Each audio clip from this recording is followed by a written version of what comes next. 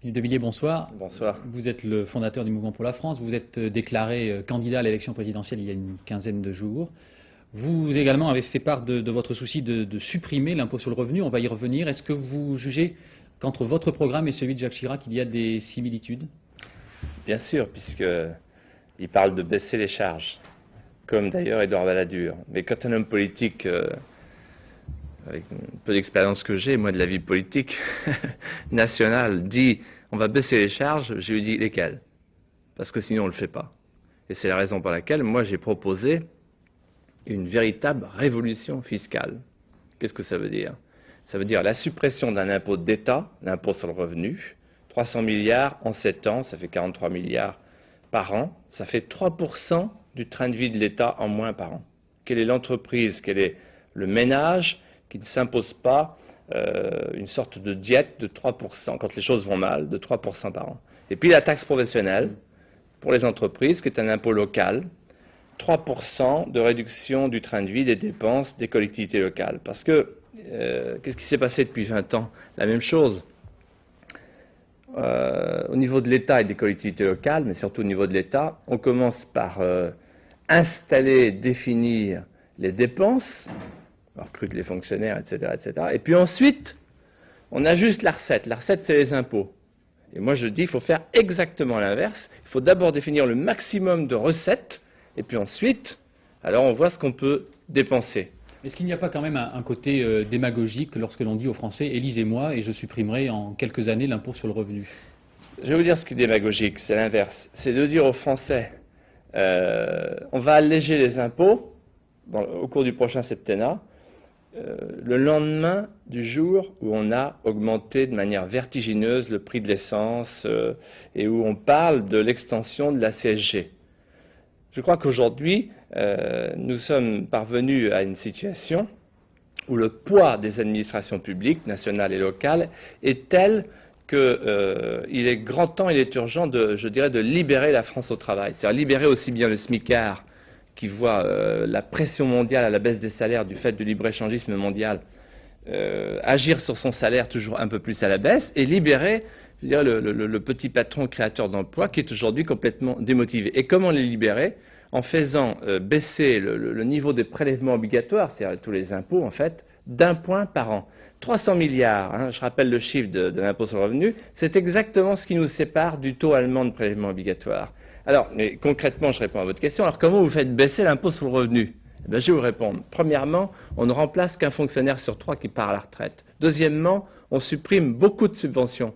Et ce matin même, j'ai regardé le maquis des subventions. C'est ce que j'ai trouvé, par exemple. Il y a une subvention au commissariat au plan de 100 millions par an. Il n'y a plus de commissariat au plan, il n'y a plus de plan. Troisièmement, on arrête la gabegie, le gâchis des dotations aux entreprises publiques. Savez-vous combien va coûter aux Français le trou du Crédit Lyonnais, tel qu'il a été géré pendant des gouvernements successifs par des hauts fonctionnaires qui se sont succédés sans aucune sanction? 50 milliards de francs, c'est-à-dire, selon le journal Le Point, 2000 francs de plus. C'est la facture de ce gâchis, de ce gaspillage d'argent public. Alors moi je dis, il faut faire comme pour un ménage, comme pour une entreprise. Quand un ménage est surendetté, qu'est-ce qu'on fait? On supprime le moyen de paiement, le chéquier. Une entreprise, pareil. Et moi, je vois, dans mon département et partout en France, des centaines de milliers d'entreprises qui se mettent à la diète et qui réduisent leur train de vie. Alors, il faut commencer par là. Est-ce que c'est réaliste de dire on va économiser comme ça 300 milliards de francs? 300 milliards de francs sur 7 ans, c'est 43 milliards par an. Je vous rappelle le chiffre que je viens de citer, 50 milliards le trou du Crédit Lyonnais. Alors, de grâce, si l'État se comportait de manière aussi vigilante que les ménages français appelés à l'effort et que les entreprises qui sont aujourd'hui asphyxiées par le franc fort, le crédit trop cher et cette situation dans laquelle ils sont découragés par toutes sortes de carcans bureaucratiques, par exemple les seuils, ça vous dit rien, Étienne? Les seuils, moi je vois tous les jours les patrons, ils m'en parlent des seuils. Un petit patron de 10 salariés, il dit moi je veux pas passer à 11 parce qu'après il y a le 1% ceci, il y a le 1% cela. Il faut libérer la France au travail. C'est la seule manière de casser la machine à exclure. Et pour casser la machine à exclure, il faut casser la machine à pressurer les contribuables. Concernant l'emploi, dans votre programme, 2 mesures pour résorber le chômage? Oui, il faut d'abord taxer les importations sauvages des pays à très bas salaire pour pouvoir revaloriser chez nous nos bas salaires, tous les secteurs fragiles, pêche, agriculture, industrie de main-d'œuvre. Il faut, si on veut avoir une éducation performante, instaurer le bon de liberté scolaire. J'aurai l'occasion d'y revenir pendant la campagne. Et puis il faut faire une chose qui est essentielle. Si on veut avoir une vraie politique familiale, de liberté de choix pour les parents et notamment pour les femmes, parcours professionnel, parcours éducatif, il faut le salaire parental. Philippe de Villiers, Édouard Balladur va vraisemblablement se déclarer dans 2 ou 3 jours. Jacques Chirac est déjà candidat. Jean-Marie Le Pen est déjà candidat. Où est-ce que vous vous situez entre ces 3 candidats? Est-ce qu'il vous reste une place finalement? Vous oubliez peut-être Barre qui a commandé son papier. Raymond Barre, dont on dit qu'il pourrait se présenter. Il paraît qu'il a commandé son papier. Où est-ce que vous vous situez? Je me situe, je les regarde et je me dis, tiens, c'est curieux, ça fait 20 ans qu'on voit les mêmes, avec les mêmes solutions proposées aux Français, ou la même homéopathie proposée aux Français, puis rien ne bouge, rien ne change. Et c'est la raison pour laquelle moi je propose 3 choses différentes, mais radicalement différentes. Premièrement, rendre aux Français leur souveraineté, c'est-à-dire le pouvoir de décision sur nos frontières, sur nos emplois, qu'il faut absolument protéger au niveau communautaire, sur la manière de faire nos lois, notre monnaie, parce que moi je ne veux pas que notre monnaie soit battue ailleurs qu'en France, à Francfort, c'est-à-dire le pouvoir de décision, donc la souveraineté. C'est la première grande question, j'espère qu'on va pouvoir aborder ce sujet pendant le débat de la campagne présidentielle. Deuxièmement, une toute nouvelle politique économique où on choisit l'homme plutôt que les technocraties financières ou dépensières, et où on choisit justement cette libération de la France au travail. Et puis troisièmement, ce dont on ne parle pas, c'est la lutte contre la corruption. Et moi, je vais faire des propositions pour qu'on en sorte, pour qu'on vide l'abcès. Et c'est la raison pour laquelle je propose un pacte d'honnêteté, de sécurité publique avec les Français, pour rétablir le lien de confiance entre les Français et les hommes politiques. Vous aviez fait de Jacques Delors, en quelque sorte, votre adversaire privilégié. Jacques Delors n'est pas candidat à l'élection présidentielle. Quel sera votre adversaire durant cette campagne? Le chômage. Moi, je ne me bats pas contre les hommes.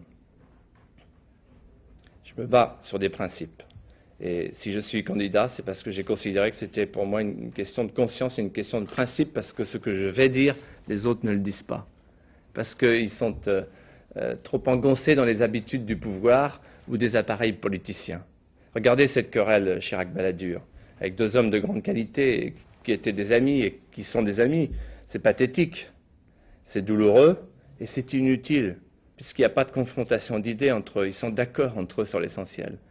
Ils ont voté Schengen, ils ont voté Maastricht, ils sont d'accord sur la monnaie unique, ils sont d'accord pour une certaine vision de l'Europe. Et ils n'ont pas vu que nous étions sortis de ce monde. Ce que je pourrais leur reprocher, c'est qu'ils raisonnent dans un monde qui est aujourd'hui révolu. Il y a la révolution mondiale du transport, il y a le problème de la drogue, de l'insécurité, de la pression migratoire, le problème du trafic du plutonium. Il y a toutes sortes de problèmes nouveaux qui se posent aujourd'hui. Et moi, j'ai envie de parler d'un printemps de la France pour l'an 2000. Un mot, Philippe de Villiers, qui nous ramène à l'actualité. Monseigneur Gaillot, je vous demanderai d'être bref. Vous jugez que la sanction du Vatican est démesurée? Alors écoutez, vous savez, on dit on ne commande pas les décisions de justice. Moi, je ne commande pas les décisions du pape Jean-Paul II. Mais vous avez une position de principe, qui est celle d'un catholique pratiquant. Ma position de principe est la suivante.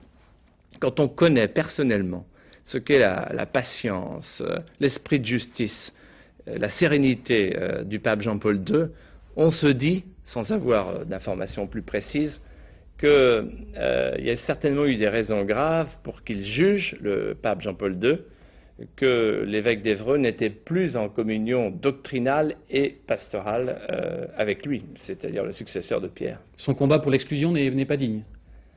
Bien sûr que si, mais là n'est pas le problème. Je crois que Monseigneur Gaillot s'est laissé instrumentaliser par les médias en général et un certain nombre de médias en particulier qui se sont servis de lui, qui l'ont utilisé, en utilisant ces dissonances pour tourner en dérision des choses qui sont des choses importantes et auxquelles tout homme qui croit au ciel ou qui n'y croit pas ne peut pas ne pas penser de temps en temps, et qui sont des choses sacrées, et qui sont les choses sacrées de la vie. Et moi, je voudrais vous dire, en pensant à cette épreuve, pour tous les citoyens qui sont généreux et qui souffrent d'incompréhension, qu'il ne faut rien ajouter devant cette décision, qui est celle du souverain pontife, qui soit comme une sorte de chaux vive qui vienne sur la plaie. Je vous remercie Philippe de Villiers d'avoir accepté notre invitation ce soir. Merci. Un autre problème de société